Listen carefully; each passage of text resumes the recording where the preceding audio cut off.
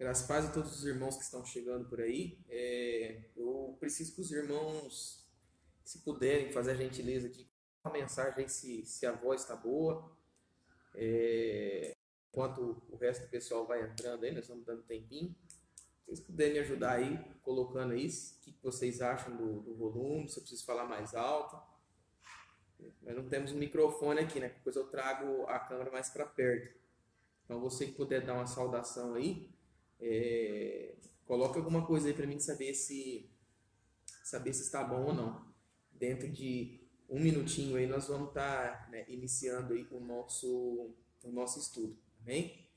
Então, você que puder colocar aí, né, escrever, você que está nos ouvindo, né, por favor, coloque aí se você acha que o áudio está bom, se está dando para todo mundo ouvir, ok? O Afonso está dizendo que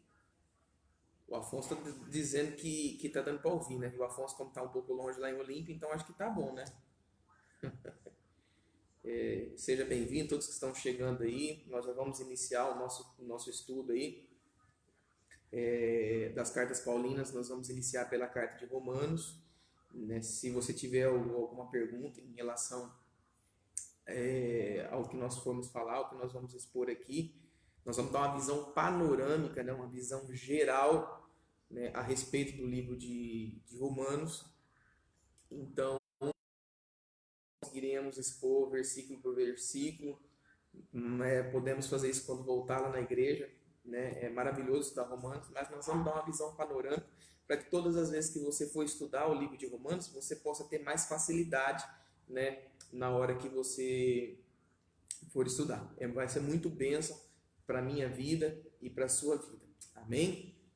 Um minutinho só, nós já vamos estar iniciando já o nosso estudo, o esboço da carta que Paulo escreveu aos Romanos. Amém?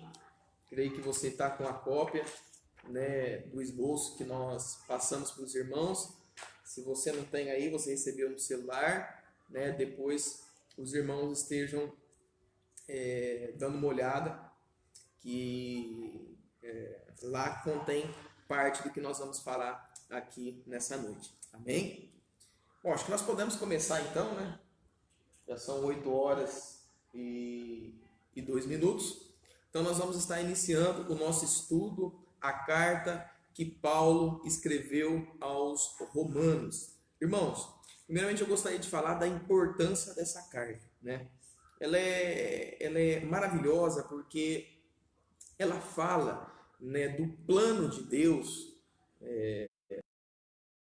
humanidade, né? Ele descreve a história, né, que o Senhor tem para a humanidade, né, da questão de enviar o seu filho, qual era o seu propósito, né? Então é uma carta que ela é libertadora e é muito importante que nós venhamos ter um entendimento do que ela quer dizer para cada um de nós, o que ela significa. Então, amados, só para nós termos uma noção, né, da importância dessa carta, só para nós entendermos, por volta do ano 300, Agostinho, né, que era um cristão, ele se converteu após ele ler a carta aos Romanos. Ele era um devasso, uma pessoa completamente imunda, que andava nos caminhos tortuosos, e a partir do momento que ele tem contato com essa carta, né, ele vê Deus falando claramente na vida dele, né, e ele vem a se converter, né, e depois a igreja ela foi se corrompendo, e inclusive até foi montado, né, monastérios, e foi formado, né, monges de linhagem agostiniana, né, e um deles, meus irmãos, foi Martinho Lutero, né? E Martinho Lutero, um monge agostiniano, ele gostava demais de estudar, e ele não tinha paz consigo mesmo. Ele chegava a se confessar com os padres da época todo dia, até que um dia um padre, né, deu uns pés no ouvido dele e falou: sai daqui, quando você tiver alguma coisa mesmo, você vem aqui para se confessar, porque ele não tinha paz consigo mesmo.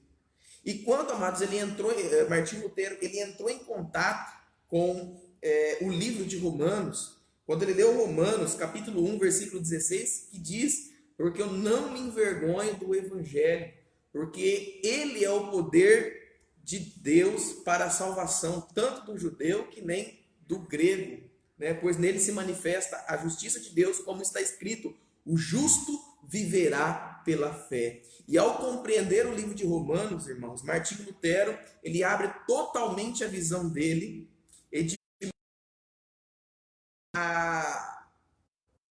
proclama a reforma religiosa, pregando as 95 teses na Catedral de Wittenberg, na Alemanha, dando início ao protestantismo.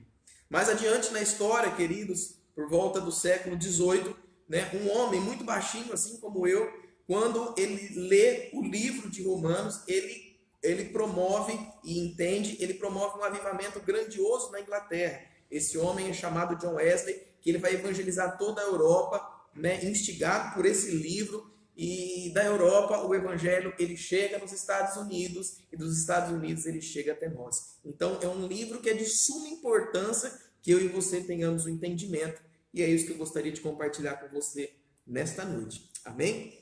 Então, amados, o livro de Romanos, como nós dissemos, os irmãos já sabem, mas ele foi escrito pelo apóstolo Paulo. Não há contradição alguma em relação a isso, tanto de evidências internas, porque ele inicia, né, dizendo, no capítulo 1, versículo 1, Paulo, servo de Jesus Cristo. Né?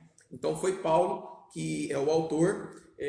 Os pais da igreja, né, evidências agora externas da Bíblia, também não tinham problema nenhum com isso, e todos eles confirmavam a autenticidade de Paulo como o autor da carta aos Romanos. Meus irmãos, quem escreveu, quem teceu, na verdade, não foi o apóstolo Paulo, né? Foi um homem chamado Tércio. Né? Tércio, ele morava numa cidade chamada a Galácia, em que Paulo também passou por lá e fundou igrejas, e ele, nesse momento, né, ele exercia uma função de secretário do apóstolo Paulo. Então, o apóstolo Paulo recebia a inspiração do Senhor, né, e ditava, mas quem escreveu a punho foi Tércio. Quem escreveu, quem entregou essa carta aos romanos, né, foi uma mulher chamada Febe, também está lá no capítulo 16 de Romanos. Então, alguns dados técnicos, são 16 capítulos. Paulo foi quem escreveu, mas quem redigiu, na verdade, foi Tércio, e quem entregou essa carta aos cristãos da igreja de Roma foi uma mulher chamada Febe. Amém? Irmãos, quando que essa carta ela foi escrita? Bom, essa carta ela foi escrita entre o ano, provavelmente, 54, 58, 59, no máximo, da era cristã. Portanto, o ano do nascimento de Jesus é o ano 0 da nossa época. Né? O ano, né, quando Jesus fez um ano, é o ano número 1 da nossa era cristã. Jesus, ele foi crucificado no ano 33, né? Só para os irmãos terem noção. Então, quando foi no ano 54 a 59, dentro dessa data aí, o apóstolo Paulo, ele escreveu a carta aos romanos. Estou dando dados técnicos primeiramente, tá, irmãos? Então, só para nós entendermos, queridos, o contexto em que foi escrita a carta, o apóstolo Paulo, irmãos, ele fez pelo menos 3 viagens missionárias que nós conhecemos, correto? A primeira delas, né, é quando ele foi lá na província da Galácia. Lá ele fundou algumas igrejas que nós conhecemos, né, como em Antioquia da Psídia, Listra, Derbe e Icônio. Depois o apóstolo Paulo vai fazer uma segunda viagem missionária, aonde ele pretendia ir para a Ásia, mas ele recebe a orientação do Senhor para ele ir para a Europa, onde ele vai na Macedônia, funda a igreja em Tessalônica, também vai para a província da Acaia, ali na Grécia, e prega na cidade de Corinto e na cidade de Atenas, fundando igrejas em Filipos, Tessalônica, em Corinto, ok? E depois, meus irmãos, ele ainda faz uma terceira viagem missionária, onde ele vai para Éfeso, e ali ele fica 3 anos ali em Éfeso. Quando o apóstolo Paulo ele vai retornar para Jerusalém, certo? Ele para por 3 meses ali em Corinto. Existe um motivo que ele parou ali. Na época, era uma época de inverno e não se poderia viajar porque o mar ficava muito agitado. Nós conhecemos um relato, né, pelo evangelista Lucas, que escreveu o livro de Atos, no capítulo 27 e 28, que alguém, né, com Paulo no navio, resolveu viajar em dias agitados, numa pequena distância, e o navio acabou se espatifando. Então não poderia viajar nessa época. Então Paulo aguarda 3 meses ali em Corinto, para ir em Jerusalém, e quando ele está ali aguardando, ele envia a carta aos romanos. A igreja que estava em Roma, irmãos, Paulo nunca tinha estado lá, ok? Paulo não tinha estado lá. Como que nós sabemos isso, irmãos? Bom, nós olhamos o capítulo, também o capítulo 15, né? O apóstolo Paulo fala que por várias vezes ele tentou ir lá visitar os cristãos que estavam em Roma, mas ele foi impedido várias e várias vezes e por isso ele não conseguiu visitar aquela igreja. Então ele pretendia agora ir para visitar os cristãos que estavam lá em Roma. Porém, ele estava indo para Jerusalém e ele, antes de ir visitar, ele envia a carta para se apresentar aos cristãos que estavam lá em Roma, né? Isso, amados, nos faz pensar algumas coisas, né? Por exemplo, quem foi que fundou a igreja que estava em Roma? Porque não sei se os irmãos sabem, mas a igreja católica, ela diz que foi Pedro, né? Ela diz que Pedro fundou a igreja católica, que Pedro, então, é a pedra fundamental da igreja, e sobre Pedro Deus edificou a igreja e por isso instituiu-se os papas baseado no que Pedro foi o primeiro. A questão é, existe base bíblica para nós sustentarmos essa tese? Seria Pedro ou mesmo Paulo que fundou a igreja em Roma? Irmãos, nós não temos nenhuma evidência que foi Pedro que fundou a igreja. E eu vou apresentar algumas razões para os irmãos.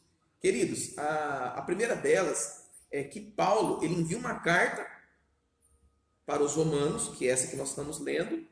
Ele sauda os irmãos e não sauda Pedro. Ora, se Pedro fosse o pastor daquela igreja, seria uma falta de ética muito grande de enviar uma carta e não fazer uma saudação ao pastor daquela igreja, né?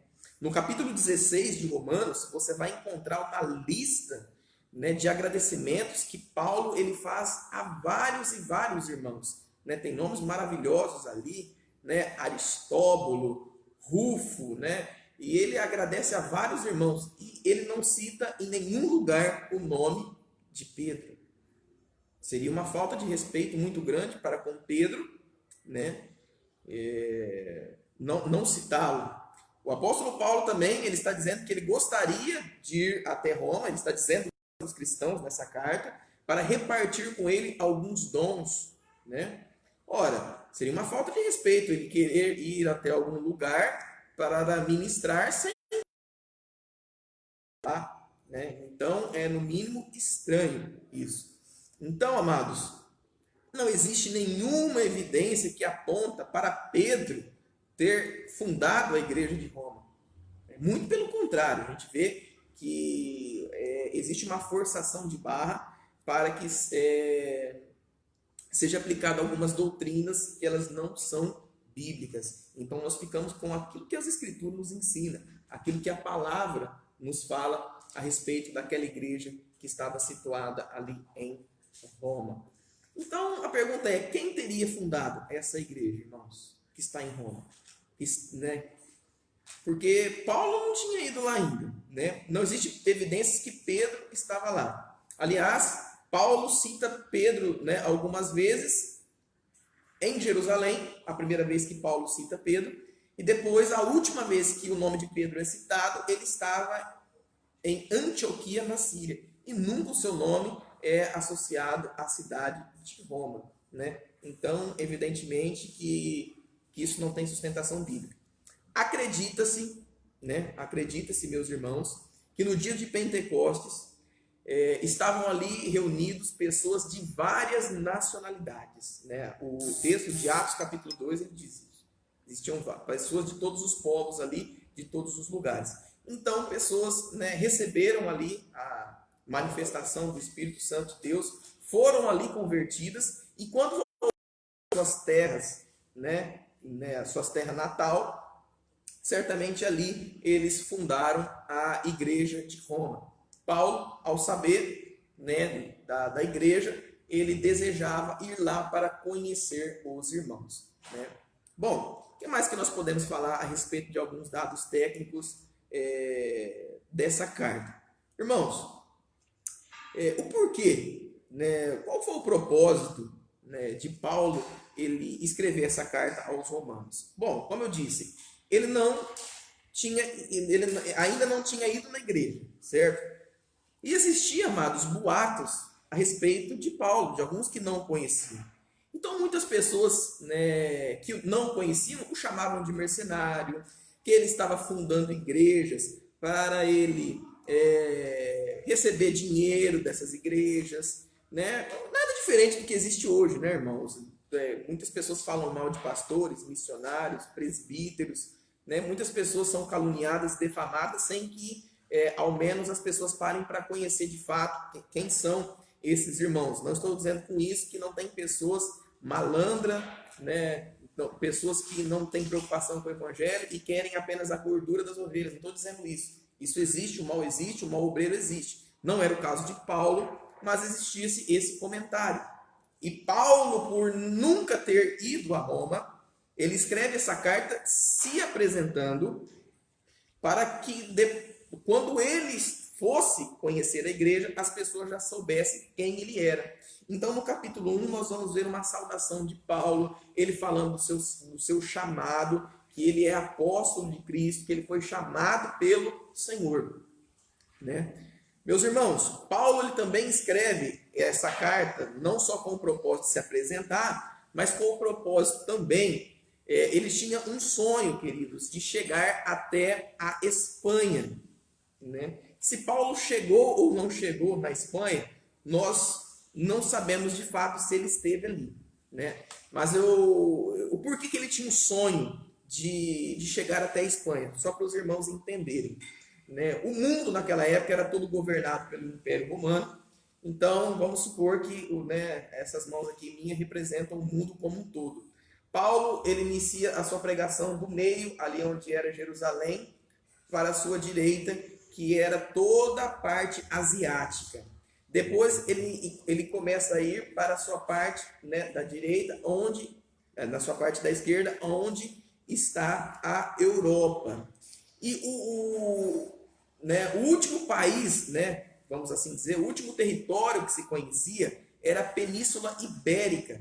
Então, era na época, Espanha e Portugal era um povo só, e ele tinha o sonho de chegar, né, porque você chegar até os confins da terra na época era chegar até a Espanha. Então ele diz lá em Romanos capítulo 15, dizendo o seguinte: olha, eu já terminei a minha missão por lá de cá, né? Não tem nada que me impede mais, então eu quero visitar vocês, e quando eu chegar aí em vocês, eu quero que vocês me enviem até a Espanha, né? Ele tinha esse sonho, ele tinha esse projeto.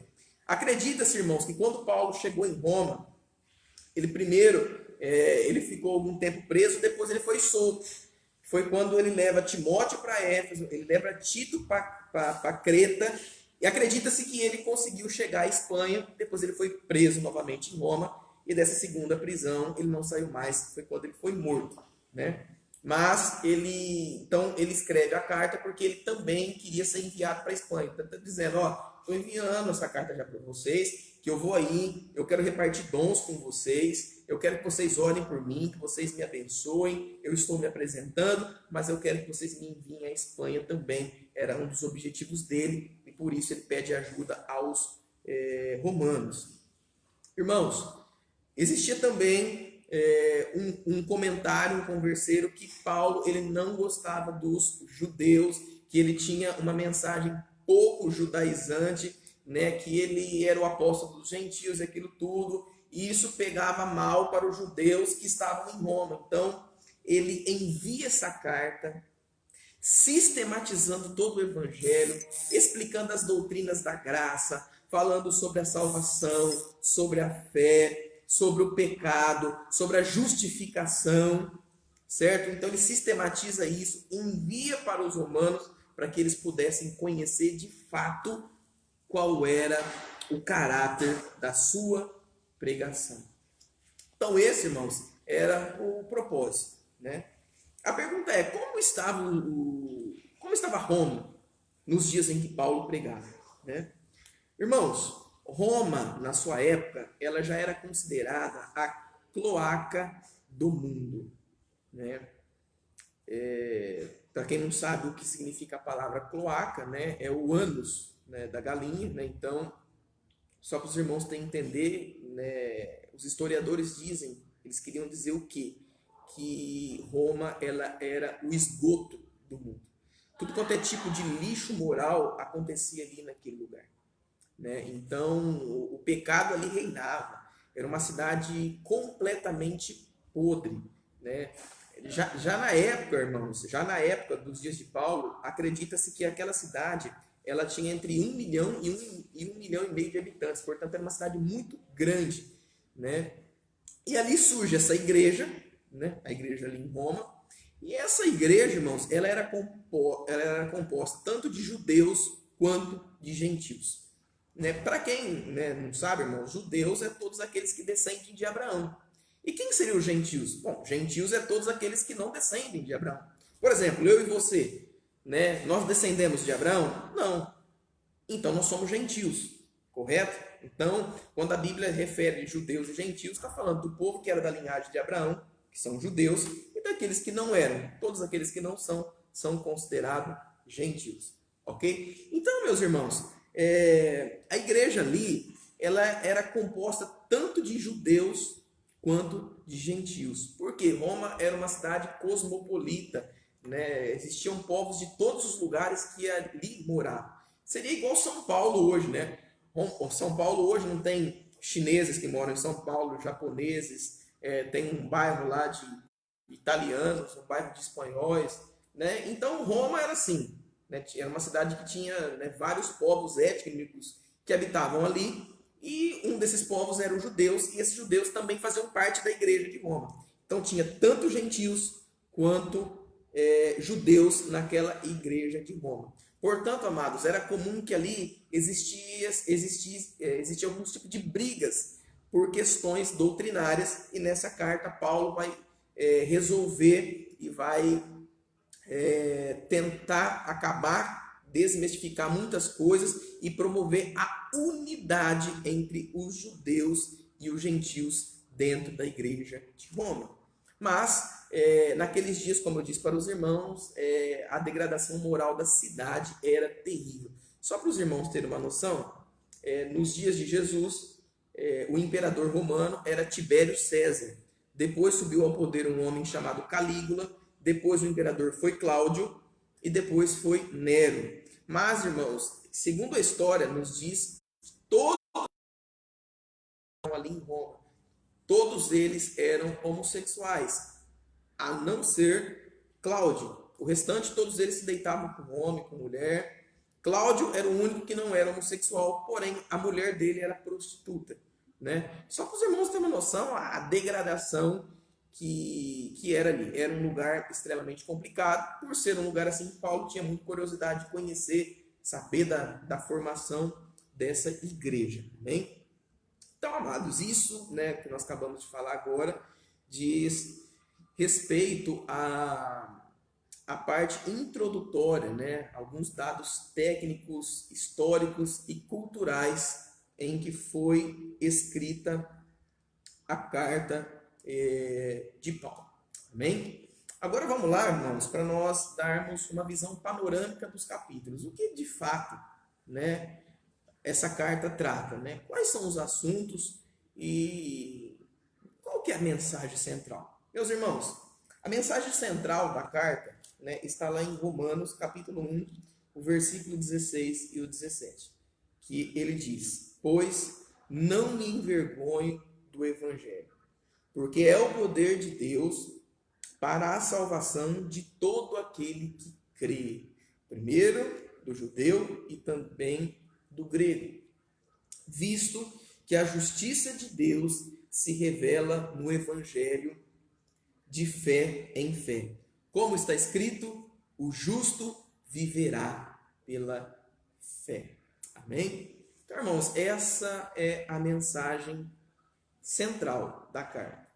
Paulo queria explicar para os cristãos ali em Roma que o evangelho, essas boas novas, é o poder de Deus para a salvação de todo aquele que nele crê. Portanto, Paulo já começa dizendo que não existe distinção de pessoas, raça, cor, distinção étnica, de idioma, língua, de jeito nenhum. O evangelho, ele é o poder de Deus para a salvação. Então, ele está dizendo, meus irmãos, meus queridos companheiros, que o evangelho não vem através de ficarmos fazendo confissões, penitência, mas a salvação é através do evangelho de Deus. Então, meus queridos, Paulo, para ele entrar e para explicar o que é esse evangelho, ele começa dizendo, queridos, o porquê que o homem precisa de salvação. Então, meus queridos, a partir do versículo 19 do capítulo 1, ele vai descrever a degradação moral de toda a humanidade. Paulo, do capítulo 1, do versículo 19, até no meio do capítulo 3, Paulo vai falar sobre a universalidade do pecado. O que é o pecado universal? Ele está dizendo que todos pecaram, todos. Mas, irmãos, no capítulo 1, ele vai falar primeiro dos gentios, dos povos que não são judeus. Então, ele vai falar que os homens, que Deus, ele se revelou aos homens. Deus, ele revela a sua vontade aos homens através da criação, das coisas que foram criadas, depois através da sua palavra, através dos profetas, e nos últimos dias ele se revelou através do seu Filho. Porém, Paulo é enfático ao dizer que os homens, eles mudaram a verdade de Deus. Os homens quiseram mudar a glória de Deus. Os homens quiseram criar, de acordo com a sua vontade e a sua visão, aquilo que eles pensam de Deus. Não suportando a verdade de Deus, o texto diz que os homens, eles deteram a verdade de Deus. E o texto, quando ele diz a palavra usada no grego, deter, significa afogar. Os homens, a todo custo, afogaram a verdade de Deus, não suportando ouvir a verdade de quem realmente nós somos. E os homens criaram a sua própria verdade. Os homens, até hoje é assim, meus irmãos. Os homens releem a Bíblia, retiram as partes que não interessam e eles adaptam de acordo com os seus desejos pecaminosos e carnais. Então, Paulo está dizendo que a ira de Deus, ela vem sobre os filhos da desobediência. Porquanto Deus, não suportando isso, entregou os homens às paixões mundanas. Deus disse, é isso que vocês querem? Ah, é? Então, olha só quem vocês são. Entregou os homens a toda sorte de pecaminosidade. E aquilo que nós observamos e vemos a maldade dia após dia. Então, Paulo está dizendo que o ser humano ele encontra-se num estado totalmente degradado, caído. Esse é o estado que nós nos encontrávamos. Isso ele descreve no capítulo 1, dos pecados em que o homem está envolvido. Depois você lê o capítulo 1, você vai ver se não é isso que Paulo está dizendo. No capítulo 2, irmãos, ele vai dizer, agora, não para os gentios, mas ele vira-se para a outra ala da igreja, que era o quê? Os judeus. Ele olha para os judeus, daqueles que diziam ser filhos de Abraão, os guardadores da lei. E Paulo vai dizer, você está achando que só eles que pecaram? E aí, olha só o que diz no capítulo 2, no versículo 1. Portanto, és indesculpável o homem quando julgas, quem quer que sejas. Porque no que julgas o outro, a ti mesmo te condenas, pois pratica as próprias coisas que condena. Agora o apóstolo Paulo, ele vai o quê? Ele vai Porque a hipocrisia dos judeus, em que todos esses pecados que nós narramos, os judeus batiam no peito para dizer que eles não cometiam esse tipo de pecado. Mas o apóstolo Paulo está dizendo, olha, agora vocês, que é indesculpável todas as pessoas que julgam o outro. Por quê? Porque você aponta o dedo, mas você, na verdade, comete as mesmas coisas. Então, ele começa a dizer, vocês dizem, né, para as pessoas não furtar, mas vocês roubam os templos, né?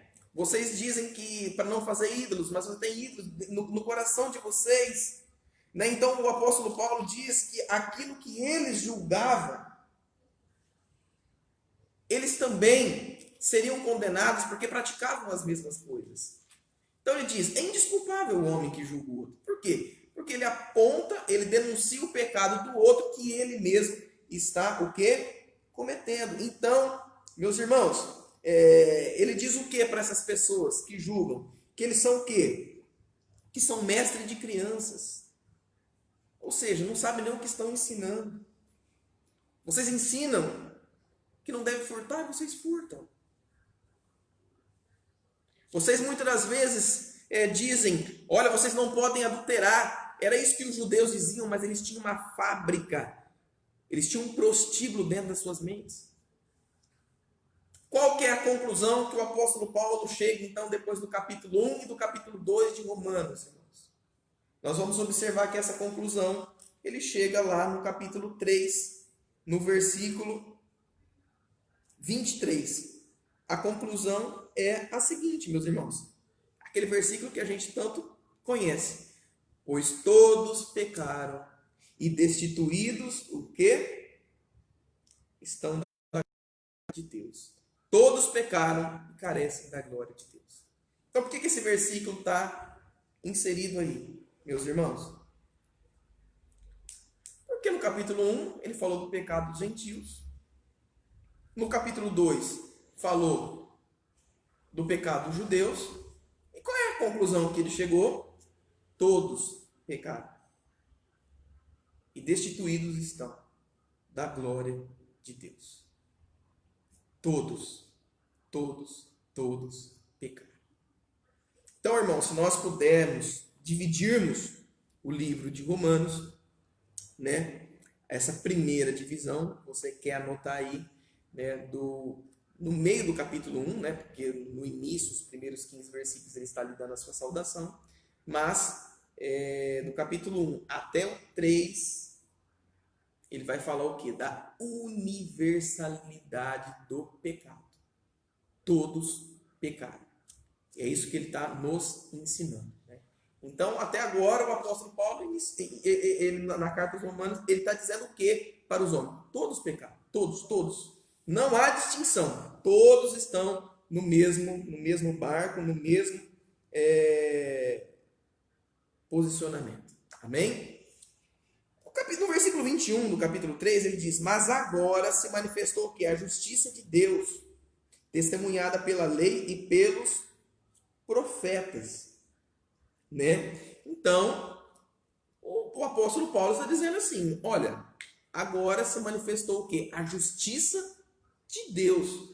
Deus, ele há de fazer justiça pelos pecados. Agora é manifesta o quê? A justiça de Deus. Nós olhamos, amados, né, muitas coisas que acontecem no Antigo Testamento e às vezes dá a impressão que Deus não estava punindo o povo pelos seus pecados. E na verdade isso não é verdade, né? Quando vem Jesus, está na hora de manifestar o quê? A justiça de Deus. Agora, meus irmãos, você entende? Porque eu entendo, quando eu olho o capítulo 1 e o 2, e o quê? E o capítulo 3, até na sua metade, que eu e você, todos nós, somos pecadores, né? E diante de Deus, nós estamos debaixo o quê? Até esse momento, debaixo da sua ira. Deus está irado. E Deus, ele diz, olha, eu entreguei você às paixões infames. Por quê ele diz isso? Porque todos pecaram e destituídos estão da glória de Deus. Só que, irmãos, do versículo 23 para o versículo 24, agora, Paulo vai mudar a pregação. Paulo ele vai dizer o porquê nós não fomos instruídos pela ira de Deus. Veja o que está dizendo. Sendo justificados gratuitamente por sua graça, mediante a redenção que há em Cristo Jesus, a quem Deus propôs no seu sangue como propiciação, mediante a fé, para manifestar a sua justiça, por ter Deus, na sua tolerância, deixado impune os pecados anteriormente cometidos. Irmãos, a questão que está tratando aqui é a seguinte: se Deus é justo, e Ele é, a palavra de Deus diz que Ele é justo, por que que Ele foi tolerante com aqueles que pecaram? E por que que Ele é tolerante conosco, que também somos pecadores? Raciocinem comigo, irmãos. Deus, Ele diz na sua palavra que a justiça, ela deve ser realizada. Deus, ele olha para os homens e diz que os homens que cometem injustiças estão sobre a ira de Deus. Agora, como pode Deus dizer que nós temos que ser justos, praticar a justiça, e ele não punir os pecados? Como pode? Se Deus ele tem que fazer justiça, o que deveria acontecer comigo e com você que somos pecadores e estamos debaixo da ira de Deus? Por que que ele não puniu os pecados que eu e você cometemos? E o versículo 24 está dizendo o porquê. Sendo nós o que? Justificados gratuitamente. O que é ser justificado, irmãos? Ser justificado significa o quê? Ser declarado justo. Significa que Deus, ele olha para você e diz, ele é justo. Irmãos, mas isso não faz sentido. Como que Deus, sendo um justo, ele pode dizer para pessoas que são injustas que elas são justas? Como que um Deus justo justifica pessoas injustas? É justo isso da parte de Deus? Nós não cobramos justiça? Olha, a justiça tem que ser feita, porque se ele fez, ele tem que pagar. Eu e você pecamos, eu e você não temos que pagar também? Como que um Deus justo, ele pode justificar pessoas injustas? E a explicação, irmãos, está aqui. Que Deus, ele nos justificou gratuitamente pela redenção que é o quê? Em Cristo Jesus. Cristo Jesus, ele se colocou como propiciação para que eu e você fôssemos justificados. Então Deus, ele vai exercer a sua justiça, ele vai castigar todos os pecados em Cristo Jesus. Os irmãos que estudaram o Antigo Testamento, os irmãos lembram o que era o propiciatório? O propiciatório, irmãos, era a tampa que cobria a arca da aliança. Dentro da arca ali tinha a lei. E a tampa, irmãos, era aquilo que tampava. Nela, quando a ira de Deus vinha, ela não passava. Por quê? Porque tinha o quê? A tampa do propiciatório. E o propiciatório, em Romanos aqui está dizendo que é Cristo. A ira de Deus, ela se aplaca sobre a minha, sobre a sua vida, porque ela chegou até Cristo. Então, Cristo Jesus, ele se pôs como propiciação para aplacar a ira de Deus por causa da sua justiça. A justiça de Deus, irmãos, nós merecíamos a morte, nós merecíamos a punição pelos nossos pecados. Mas Jesus se propôs a pagar pelo meu e o seu pecado. Então Deus nos declara justo mediante a fé que nós temos em Cristo Jesus. É isso que Paulo está explicando para a igreja que estava em Roma.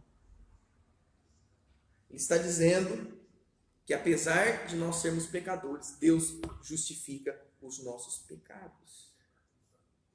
Porém, irmãos, existe algo muito interessante aqui. que a partir de agora em diante, ele começa a explicar o seguinte, que Deus, ele justifica o homem, ou seja, o homem é declarado inocente. Isso aqui significa, irmãos, que naquele dia final, com tudo que eu e você fizemos de errado, quando nós chegarmos diante do tribunal de Cristo, você sabe o que é ser justificado? Você sabe o que é ser justificado? Deus vai dizer perante todos, é justo. Entra no gozo do seu Senhor. Então Deus, irmãos, ele não considera mais os meus pecados, os seus pecados, mas ele vê o que agora? O sangue de Jesus na sua vida. Dizendo que Deus, eles têm livre acesso a Jesus. Eles têm livre acesso a essa graça, a esse favor de Deus. É um favor que Deus nos fez, nos justificando através do sangue de Cristo Jesus. Ele diz, vocês estão livres. Vocês estão livres. E aí Paulo, ele olha para os judeus agora e começa a dizer, olha, não é por obras que vocês são salvos. Para que vocês não se gloriem. Onde está a vossa jactância, no versículo 27, do capítulo 3, que ele está dizendo assim, onde está a vanglória de vocês, judeus? Porque a salvação não é mediante a lei, não é mediante a guarda daqueles rituais, mas é mediante ao sangue de Cristo. Todos aqueles que creem no sangue de Cristo, num Cristo crucificado, num Cristo ressurreto, agora são justificados. Então, ela não é por obras, ela não é pela lei, mas o sacrifício foi feito, completo, acabado, e eu e você somos justificados e salvos mediante o sangue de Cristo. Somente pela justificação de Cristo. A salvação é somente por isso, não é por obras, para que ninguém se glorie. E é por isso, irmãos, que muitos tropeçam. A justificação, irmãos, é ato de Cristo, de declarar, o meu povo está justificado. E aí, irmãos, que entra um grande problema. Porque as pessoas, irmãos, elas tendem a não considerar o sacrifício de Cristo completo. E elas querem dar algo a mais para a salvação. Então, muitos dizem, né? Muitas igrejas dizem, não, eu acredito. Eu acredito que a salvação, ela é através de Cristo. Mas tem que ter também a tradição. E colocam mais um monte de coisa. Não acredito que a salvação é através de Cristo, mas tem mais o sábado. Não, eu acredito que a salvação é através de Cristo, mas tem mais o dízimo. Irmãos, o sacrifício de Cristo foi completo e acabado. E ali na cruz do Calvário, ele justificou a minha e a sua vida, mediante a fé. Então a salvação é mediante a fé em Cristo Jesus. Eu e você somos salvos mediante Cristo Jesus. Quando Lutero leu isso, ele se libertou completamente de todas aquelas penitências, de tudo aquilo que ele tinha que fazer, de todo o cumprimento da lei. Ele se liberta completamente quando ele viu que o justo vive pela fé. O que quer dizer justo? Significa justificado. Mas então, meus irmãos, Paulo, ele sabia que na igreja de Roma ali tinha muitos judeus e que isso iria parecer um escândalo para eles. E eles iam começar a dizer coisas assim, olha, então quer dizer que a lei é má? Então quer dizer que a lei não serve para nada? E Paulo vai dizer, de maneira nenhuma. A lei foi dada para vocês para mostrar o quão pecadores vocês são. Porque se não existe a lei, também não tem transgressão. Ora, como que eu sei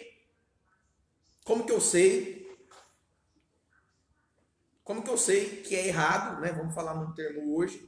Como que eu sei que é errado dirigir embriagado? Ora, porque existe uma lei que diz que é errado. Então, a lei, ela existe para quê? Para mostrar o quanto nós somos pecadores. A lei, ela serve para mostrar-nos que nós precisamos de Cristo. Então, a lei nos manda para onde? Para Cristo. Então a lei, ela não serve para salvar, ela serve para apontar que nós estamos errados. E ela aponta o quê? Para Cristo, que é a salvação.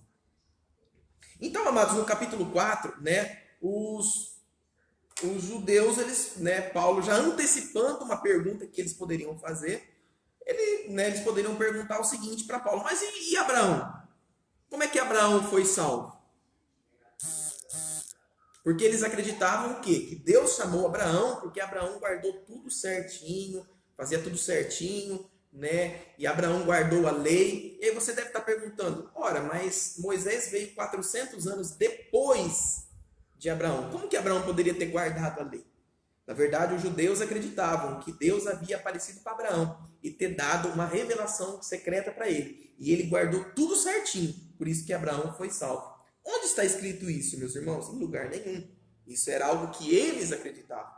E Paulo, sabendo disso, ele escreve o capítulo 4, dando o quê? O exemplo de Abraão. Dizendo: ora,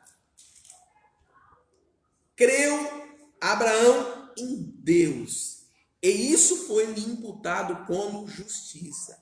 Paulo, ele desenvolve o capítulo 4 dizendo que Abraão também foi salvo através da fé naquele que havia de vir.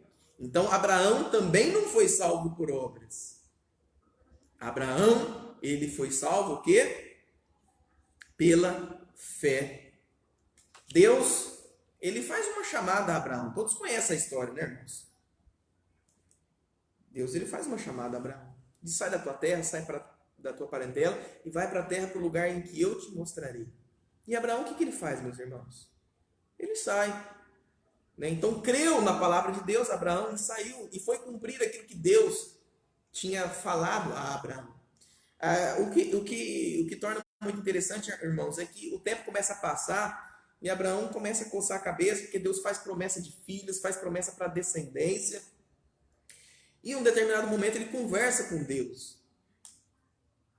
E ele fala: olha, Deus, eu estou achando que quem vai herdar tudo isso que eu tenho aqui é o filho do meu mordomo. Né? E Deus chama Abraão para fora.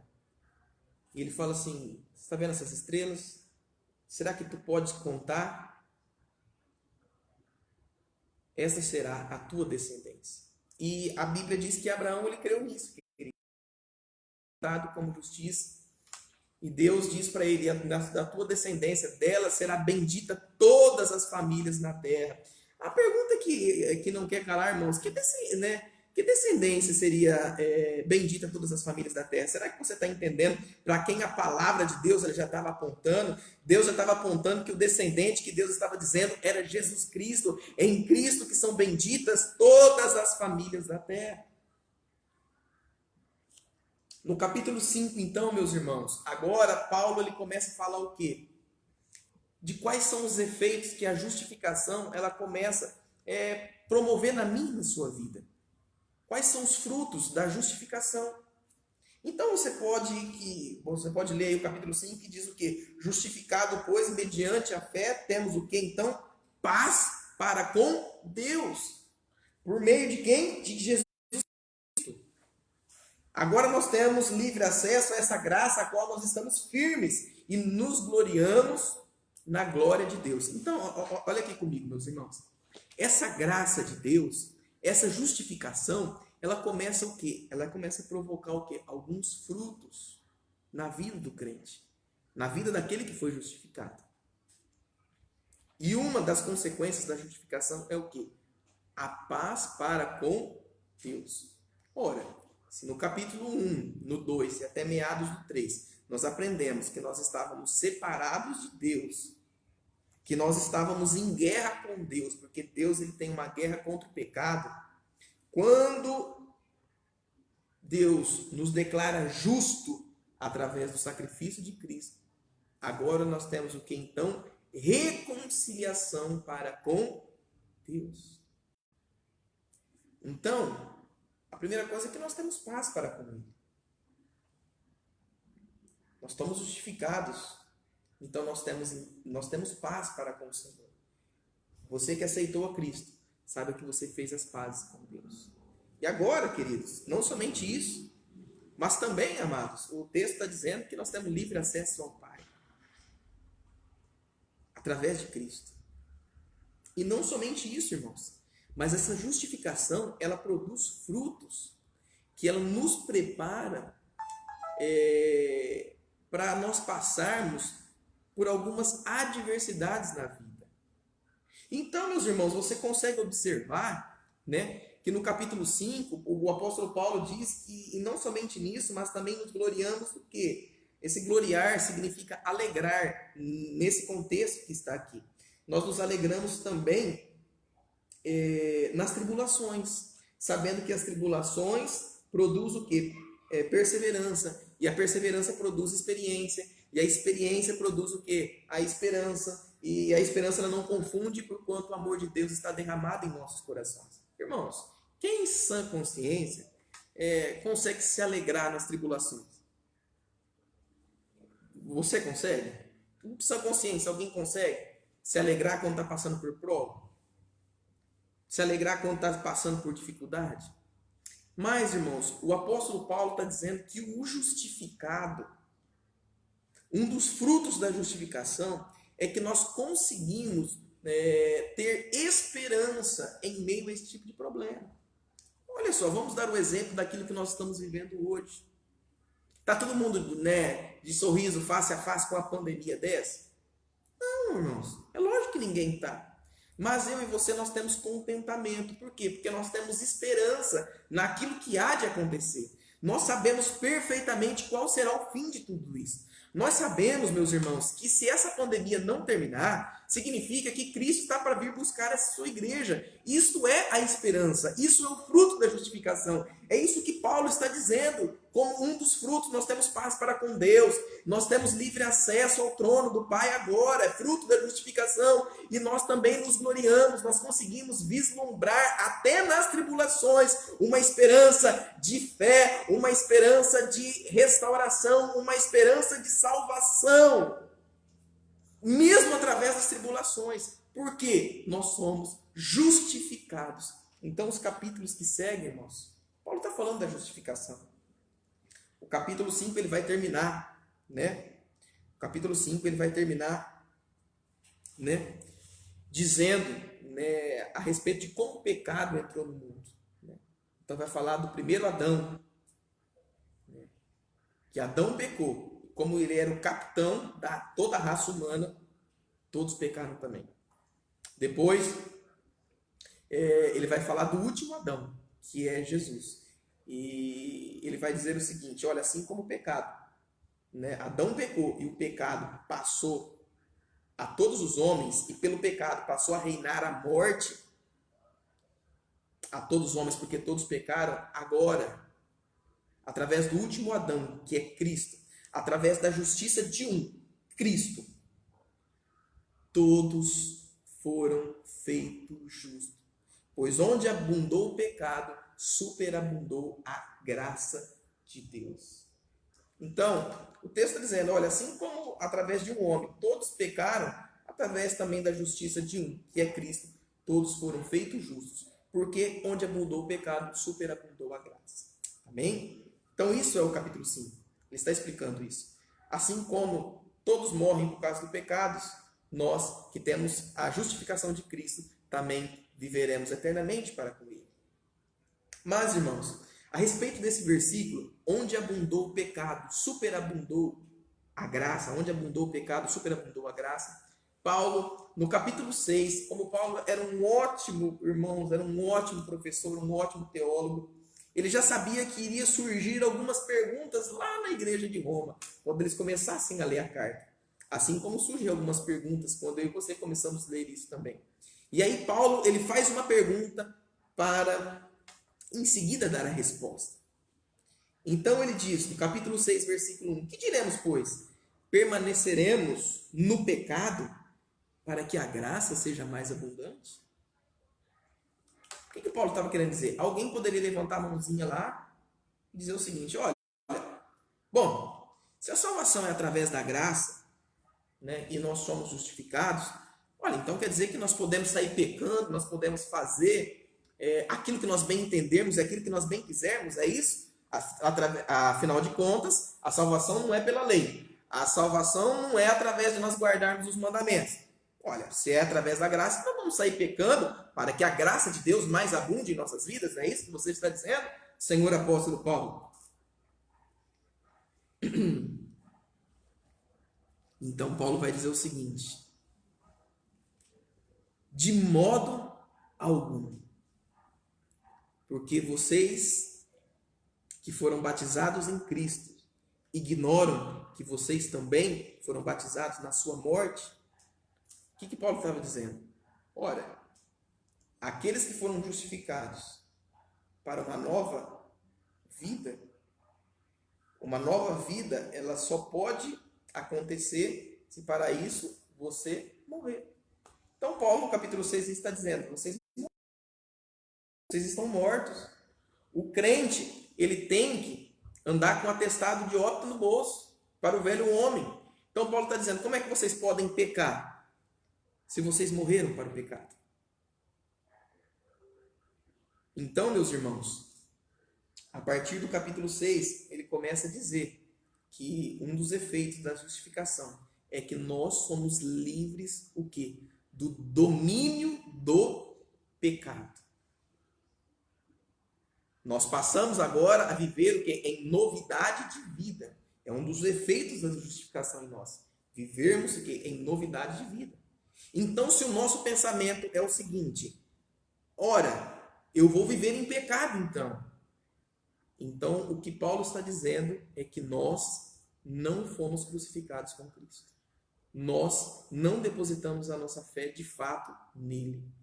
Então, nós ainda continuamos perdidos lá no capítulo 1, capítulo 2 e meados do capítulo 3. Nós não alcançamos a justificação mediante a fé, porque nós não morremos com Cristo.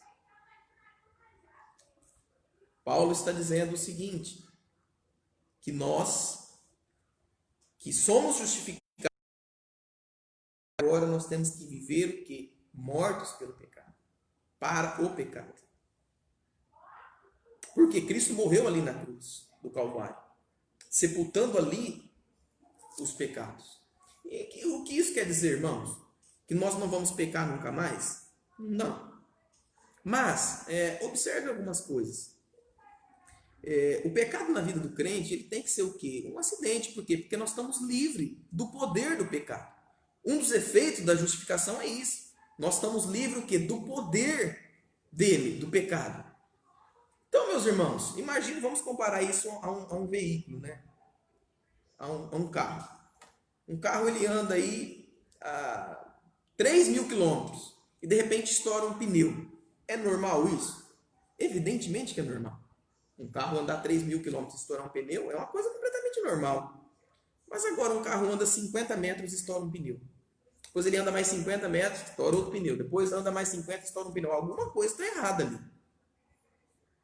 Não está certo o que está acontecendo.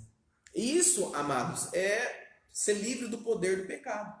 Você cometeu um pecado, um deslize, isso vai acontecer. Mas se acontecer toda hora, significa que, na verdade, você não passou pelo processo de conversão ainda na sua vida. Você ainda não colocou a sua fé de fato nele. Você não entendeu o que o Evangelho faz na vida do cristão. E aí, amados, para exemplificar essa questão, Paulo, ele nos deu o quê? O capítulo 7, para nos mostrar a luta. No capítulo 7 ele vai, nos mostrar a luta que nós temos para com o pecado. Paulo, ele vai nos dizer, meus irmãos, que nós precisamos morrer. E aí, amados, nós já vamos encerrar já é 9 horas, né? Então nós já estamos chegando aí na metade. Semana que vem a gente vai fazer a outra metade. Paulo, meus irmãos, ele vai colocar a seguinte situação. No capítulo 7, você vai ver ali que ele faz uma comparação do marido e a mulher, né? Que a mulher deve estar ligada ao marido enquanto ele viver, né? E somente, né, está livre quando ele morrer. Então ali, irmãos, Paulo, ele não está fazendo, né, ele não está explicando a doutrina do casamento, não está fazendo apologia a divórcio, nada disso. O que Paulo ele está nos dando exemplo é a respeito da lei. Então ele diz o seguinte: a lei ali é representada pelo marido. No capítulo 7 de Romanos, a lei representa o marido. E a mulher é representada por quê? Por nós. Certo? A mulher somos representada por nós. Então, ele está dizendo o seguinte: a mulher, ela deve permanecer casada com o marido, assim enquanto ele viver. Para se ver livre, o que tem que acontecer? Ele tem que morrer, certo? Então, assim éramos nós. Nós estávamos o quê? Debaixo do jugo da lei. Para nós escaparmos da lei, né, o que teria que acontecer? A lei deveria morrer. Só que Paulo fala o seguinte: a lei ela é muito boa, a lei é zelosa, a lei é agradável. Então, por ser muito boa, ela não morre. Então, o que Paulo estava dizendo? Quem que tem que morrer para sair debaixo do jugo da lei? Quem que tem que morrer? Na verdade, é a mulher. Ou seja, somos nós que somos representados pela mulher. Então, para nós sairmos debaixo do jugo da lei, nós temos que morrer para experimentarmos a graça de Cristo. Ora, como pode nós morrermos e continuarmos nas mesmas práticas pecaminosas? Isso não existe. Então, para nós sairmos debaixo do jugo da lei, nós precisamos mortificar os nossos membros pecaminosos que estão sobre a terra, sobre as quais vem a ira de Deus sobre os filhos da desobediência. Quais são as coisas que nós temos que mortificar, queridos? A ira, a mentira, a maledicência, a falta de misericórdia, a falta de perdão, a soberba, a arrogância. Todas essas coisas nós temos o quê? Que dar um fim nelas. Morrer para elas. E os irmãos entendem que se nós morremos, nós não podemos ficar nas mesmas práticas. Então, queridos, veja bem, entendamos uma coisa. A lei, ela nos salva? Não. O que ela faz? Ela nos joga o quê? Para Cristo. É Ele que nos salva. Mas quando nós chegamos até Cristo, Ele nos joga de volta para a lei. E Ele diz, olha, você tem que fazer isso, você tem que fazer aquilo. É para nós sermos salvos que nós temos que fazer essas coisas? Não. Não é para nós sermos salvos. Mas é porque nós somos salvos. Nós andamos em novidade de vida para nós sermos salvos? Não. Nós somos salvos porque Cristo nos salvou. Então por que nós temos que andar de maneira correta? É porque nós fomos salvos. Então o crente, irmãos, ele não dá esmola para ser salvo. Ele dá esmola porque ele é salvo. O crente, ele não pode mentir para que ele seja salvo? Não. Ele não deve mentir porque ele é salvo. É porque o Espírito Santo nos capacita a nós não mentirmos, a nós não matarmos, a nós não furtarmos, a nós não fazermos contendas, a nós não participarmos de motim. É por causa do Espírito de Deus que nos impulsiona a agirmos dessa forma. Então essa é a doutrina, irmãos, que o apóstolo Paulo ele está pregando. E no capítulo 8, irmãos, o apóstolo Paulo ele vai dizer o seguinte, então, portanto, nenhuma condenação há para aqueles que estão em Cristo Jesus. Pastor, mas como que nenhuma condenação está sobre minha vida? Porque eu menti, mas Cristo já justificou o seu pecado. Pastor, mas eu falhei essa semana, Cristo justificou o seu pecado. O Evangelho, isso é libertador, queridos, porque a certeza da salvação. Em Romanos capítulo 8, amados, para nós encerrarmos agora, Paulo vai nos dar a certeza dessa salvação. E a certeza, queridos, é porque ela depende de Cristo. Ela não depende de nós. Se dependêssemos de nós, irmãos, nós estaríamos no inferno. Por quê? Porque nós não conseguimos guardar a lei. E a Bíblia diz que se nós tropeçarmos num ponto da lei, nós somos culpados de toda ela. Talvez você esteja dizendo, pastor, mas Deus ele é muito perfeccionista. Deus está errado nesse ponto. Como é que pode, né, eu tropeçar num ponto e ser culpado de tudo? Irmãos, eu vou dar um simples exemplo. Na nossa lei, que já é errada, e nós que somos pecadores, de repente você tem a sua esposa, ou você tem seu esposo aí. E ele faz tudo certinho. Limpa a casa, ou ela, né? Faz a comida na hora certinha, paga as contas certinho dentro de casa, né? Nunca bateu em você, né? É uma pessoa que respeita os filhos, mas ele tem o hábito de dormir com outras mulheres. Só isso, só. Tá bom para você? As outras coisas justificam o que ele fez de errado? Sim ou não? É obviamente que não. Ele é culpado do que ele fez. Assim, também somos nós mediante Cristo. Uma coisa que nós fazemos errado. Somos culpados de toda a lei. A pergunta é: então como que nós podemos ser salvos por nós mesmos? Se nós a vida toda cometemos pecados. A resposta é muito simples. Nós não somos salvos pelos nossos méritos. Nós não somos salvos pelas nossas obras. Pastor, então nós não temos que dar esmolas? Pastor, então nós não temos que fazer bem ao próximo? Pastor, nós não temos que amar os nossos inimigos? Temos sim, porque nós fomos justificados por Cristo. Ele nos salvou. A obra dele foi completa na cruz, para que agora nós cumpramos toda a sua vontade. Não para sermos salvos, mas porque somos salvos por ele. E no capítulo 8, irmãos, então Deus dá essa certeza da nossa salvação. Ele diz: nenhuma condenação há para os que estão em Cristo Jesus. E aí todos nós conhecemos lá a partir do versículo 31, né? Que diremos, pois, essas coisas? Se Deus é por nós, quem será contra nós?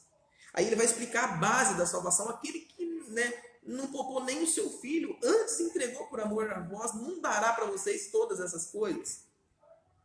Então, ele está dizendo o seguinte, para nós sentirmos confortados e consolados, porque ele nos entregou em Cristo, então nada poderá nos separar do amor de Deus.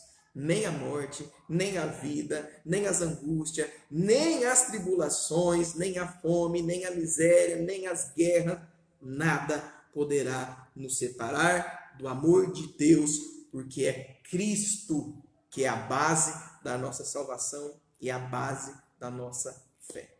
Amém? Queridos, nós vamos encerrar, porque eu achei que a gente conseguia fazer tudo numa aula, a gente não conseguiu. Então, nós fizemos os 8 primeiros capítulos. Na semana que vem, nós vamos falar de prática. Hoje, irmãos, nós falamos de teologia, certo? A semana que vem, nós vamos ver como que funciona isso na prática. Como que um cristão justificado, ele deve viver. Então, do capítulo 8, do capítulo 9, até o capítulo 11, né, do capítulo 9 até o capítulo 11, a semana que vem nós vamos ver sobre a soberania de Deus, e do capítulo 12 até o 16 nós vamos ver como que o crente justificado ele deve se relacionar com seus irmãos. Amém? Queridos, alguém gostaria de fazer alguma pergunta relacionada ao tema, né, para que nós pudéssemos responder aí, ou nós podemos encerrar? Vou dar alguns minutinhos aí para que alguém faça alguma pergunta, e a semana que vem nós voltamos. Amém? Alguém tem alguma pergunta? Pode falar. Vou aguardar alguns minutinhos aqui.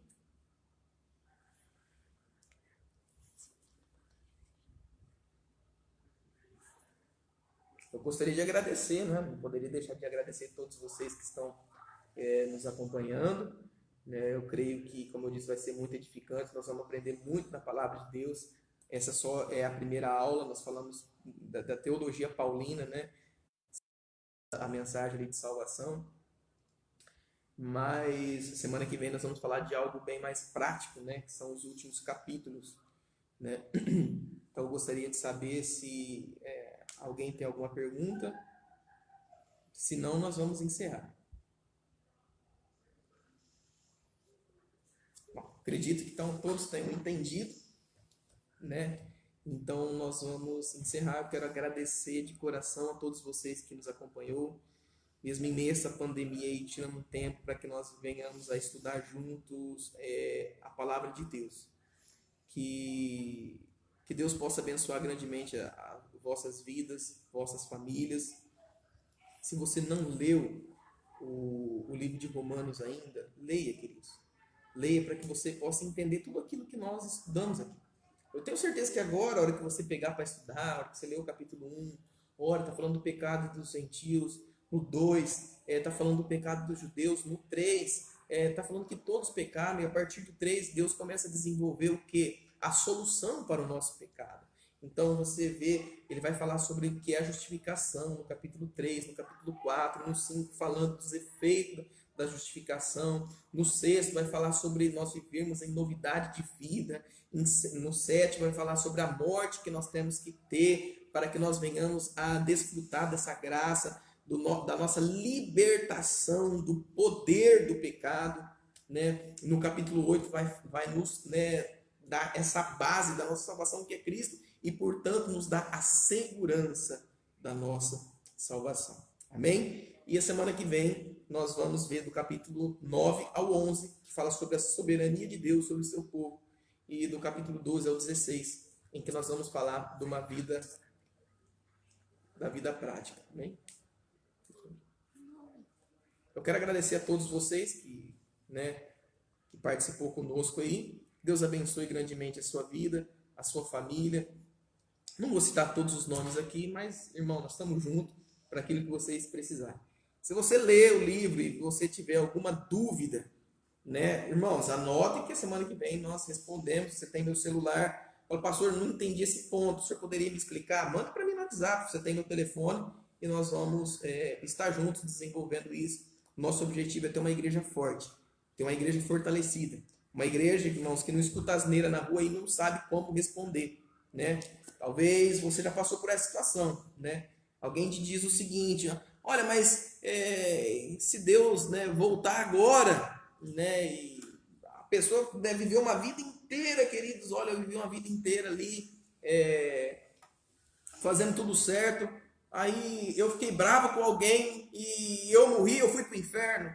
Não. Por quê? Porque a salvação não é pelas obras, é pela fé em Cristo Jesus. Mas fulano, ele morreu e ele estava dirigindo a 140 por hora, ele era um cristão, ele foi para o inferno porque ele descumpriu a lei. Não é pela lei que nós somos salvos, é pelo sangue de Cristo. É Ele que salva, não são as obras. Temos que viver pecando, então? Não. Morremos para o pecado. Os irmãos conseguiram entender o que Paulo explicou? Eu creio que sim. Se não entendeu, depois você manda no meu WhatsApp. Deus abençoe grandemente a sua vida. Se você não jantou ainda, tenha uma boa janta, tenha uma boa noite, uma boa semana para todos nós. Beijos, fique com Deus, estamos juntos. Qualquer dúvida, estamos aí. Até a semana que vem com o nosso estudo. Deus abençoe.